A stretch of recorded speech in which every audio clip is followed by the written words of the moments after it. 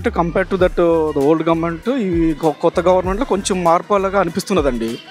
అంటే ఉదాహరణకి ఇన్ఫ్రాస్ట్రక్చర్ విషయంలో కానివ్వండి, కొన్ని ఐటీ కంపెనీస్ కూడా వస్తున్నాయి అన్నట్టు వినడం జరిగింది అన్నట్టు. అలాగే అంటే సామాజిక మాధ్యమాలు సోషల్ మీడియాలో తెలిసింది అన్నట్టు.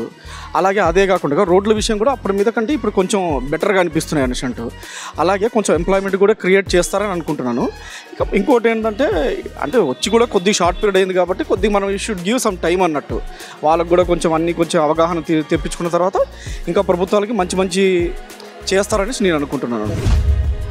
డెఫినెట్గా అప్పటి మీద కంటే అప్పుడు అంత ఫోకస్ పెట్టలేదు, ఇప్పుడు ఫోకస్ పెడుతున్నారు, జరుగుతుంది. అంటే should wait for some time అన్నట్టు. ఎందుకంటే ఇప్పుడు ఈ మధ్యన ముందు ప్రీవియస్ గవర్నమెంట్ ఉన్నప్పుడు ఆ విషయంలో వాళ్ళు చెప్పలేదు, ఉపయోగం లేదండి.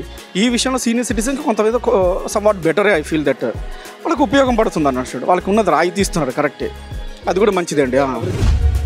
అన్ని విధాల ఏమిటా అనుకున్న టైంకి శాలరీలు పడుతున్నాయి, అనుకున్న టైంకి శాలరీలు ఇస్తున్నారు, పెన్షన్లు ఇస్తున్నారు. ప్రభుత్వ పరిపాలన కూడా బాగుంది. అభివృద్ధి చేయడానికి ఇంకా ఎక్కి టైం కూడా తక్కువైంది కాబట్టి ఇంకా వచ్చే దీంట్లో బాగా చేస్తారని నా నమ్మకం ఉంది. రోడ్లు ఏంటి అన్ని విషయాల్లో కూడా మహిళలకు ఫ్రీ అంటున్నారు, ఇంకా అది కూడా అమలు జరుపుతారని నమ్మకం ఉన్నది. దీపం 11 పెట్టారు, సిలిండర్ అమౌంట్ పడుతున్నాయి ఇడిపించగానే. పరిపాలన విషయంలోనే చాలా బాగా ఉంది. ముందు పరిపాలన కన్నా, జగనన్న పరిపాలన కన్నా ఈ పరిపాలనకి అన్ని విధాల అతను మళ్ళీ రావాలని కోరుకుంటున్నాం. వెన్ కంపేర్ టు పాత గవర్నమెంట్తో పోల్చుకుంటే ఇప్పుడు చాలా బెటర్గా ఉందండి. ఇంకా రానున్న రోజుల్లో ఇంకా డెవలప్మెంట్ ఉంటుంది అనేసి మాకు కొంత ఇది వచ్చింది, అవగాహన వచ్చింది. అలాగే ఐటీ కంపెనీస్ కూడా తీసుకొచ్చామని చెప్తున్నారు. సో దీన్ని బట్టి చూస్తుంటే రానున్న రోజుల్లో విశాఖపట్నం అభివృద్ధి చెందుతుందని మాకు ఒక నమ్మకం వస్తుంది. కూటమి ప్రభుత్వం ఆచితూచి ఆలోచిస్తూ పనిచేస్తుందండి. తను అమలు చేద్దాం అనుకున్న పథకాలు ఒకటి చూస్తూ నిధులు సమీకరణ చేసుకుంటూ చేస్తుంది. వచ్చిన వెంటనే ఏవి చేయాలంటే ఏవి చేయలేదు కాబట్టి మనకు వచ్చిన సదుపాయాలు చేయాలంటే నిధులు సమకూర్చుకుంటూ చేస్తుంది. దానికి కూటమిలో ఉన్న ప్రతి పక్షాన్ని పరిశీలిస్తూ చేసుకుంటూ ముందుకు సాగుతూ ఉందండి. పాత ప్రభుత్వానికి కొత్త ప్రభుత్వానికి తేడా ఏంటంటే పాత ప్రభుత్వం ప్రజా సంక్షేమాన్ని ప్రజలకి నిధులు సమీకరణమే తప్ప రోడ్లు విషయం కానీ ఇంకా మౌలిక సదుపాయాలు కానీ పట్టించుకోవడం మానేసిందండి. ఇప్పుడున్న ప్రభుత్వం ఏంటంటే పల్లెటూరుల్లో ఏ విధంగా రోడ్లు అధ్వానంగా ఉన్నాయి, సిటీల్లో అయితే మాత్రం వాటిలన్నీ ఏ విధంగా బాగు చేయాలి, ఏ విధంగా ముందు నడిపిస్తూ వెళ్ళాలి, ప్రజా రవాణాన్ని అధ్వానంగా ఉన్నట్లే ఏ విధంగా అభివృద్ధి చేయాలనేది సాగిస్తూ ముందుకు వెళ్తుందండి. 3 సూపర్ 6లో అయితే 3 సిలిండర్లు ప్రజెంట్ అంటే జరుగుతూ ఉన్నాయండి. కొంతమందికి డబ్బులు పడ్డాయి అంటారు. మేము మా ఆధార్ కార్డు లింక్ అవన్నీ మేము గ్యాస్కి ఇచ్చాం. మంచిదేనండి. అంటే కొంతమంది కొద్ది పేదవాళ్ళకి ఉపయోగకరంగా ఉంటుంది. పర్వాలేదు, ఇప్పుడు బాగా చూస్తున్నారు, ప్రభుత్వం బాగా ఉంది. 3 సిలిండర్లు ఒక సిలిండర్కి బుక్ చేసాము. బాగా ఉన్నది. ఈ పదంలో కొద్దిగా బాగా ఉన్నాం. మేము ఇవ్వాల్సింది కూడా ఆ బాబుకే వేస్తాం. ఎప్పుడు మేము రోడ్లు వేస్తున్నాం.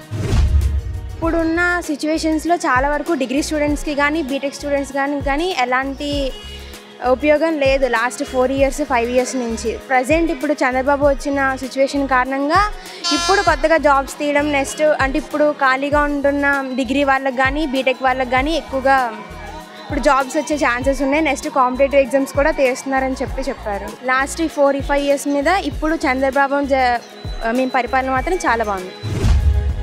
ఇప్పుడు మీరు గతంలో ఒక పేషెంట్ అంటే డెలివరీ పర్సన్ కనుక మహిళ కనుక హాస్పిటల్కి వెళ్ళాలంటే వెళ్ళే లోపలనే నొప్పులతో బయట కనేసే పొజిషన్ నుంచి ఇవాళ మీరు మరమ్మతులు జరుగుతున్నాయి. కొన్నిసార్లు కొత్త రోడ్లు వేస్తున్నారు, కానీ టైం పట్టింది.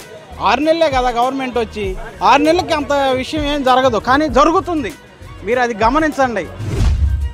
జగన్మోహన్ రెడ్డి గారికి మేము ఒకటే చెబుతున్నాం, ఇప్పటికైనా కూటమి ప్రభుత్వం ఏం చేస్తుందో గమనించి ప్రజల పక్షాన పోరాడండి. మీరు కూడా ప్రజలతో కలిసి రావాలా, ప్రభుత్వంతో సహాయం అందించాలి. ప్రభుత్వానికి మీరు ఎంతసేటికి విభేదించడంతో సాధించేది ఏమీ లేదు. ప్రజలు పూర్తి స్థాయిగా కూటమి ప్రభుత్వం వైపు ఉన్నారు. నీ మూర్ఖత్వం అంతకుముందు నిన్ను ఓడించడానికి గల కారణమే మూర్ఖత్వం. ఇప్పుడు నువ్వు దాన్ని రుజువు చేస్తున్నావు. నాకు ఉంది, మూర్ఖత్వం ఉంది అని రుజువు చేసావు.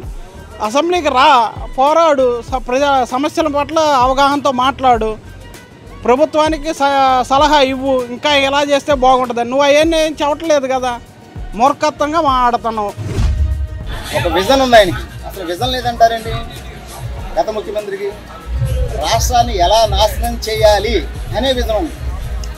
చంద్రబాబు నాయుడిని, వారి కూటమికి సంబంధించిన వ్యక్తుల్ని పరుషమైన, ఎవరు కూడా విననటువంటి, అననటువంటి దుర్భాషలు. నాకు తెలిసి దేశంలో అన్ని బూతులు ఉంటాయని కూడా ఎవరు అనుకోరు. గత ప్రభుత్వంలో ఉన్నటువంటి ఈయనకి డబ్బా కొట్టేవాళ్ళు ఉన్నారు. ఇది సెల్ఫ్ డబ్బా అంటారు సరే. వీళ్ళు కొడతా ఉంటే ఆయన నవ్వుతూ ఉంటాడు. మనసులో ఉంటుంది, కొంత కళ్ళలో కనపడితే, కొంత నోటితో కూడా కనపడుతుంది. అటువంటి రాక్షస అనుభవం కలిగినటువంటి ఆనందం అనుభవించిన వ్యక్తి పోయిన ముఖ్యమంత్రి. ఇప్పుడు వేస్తున్నారంటే ఇప్పుడు ఇంచుమించు చోడవరం లైన్ నువ్వుక 8 months పాటు వెళ్తున్నాను. అది అలాగే ఉంది. రోడ్లు గోతులు చోడవరం కానీ నర్సీపట్నం కానీ ఏదైనా. కానీ ప్రెజెంట్ ఏంటంటే మనకు కనమన్న వాటికి బాగు చేయాలి.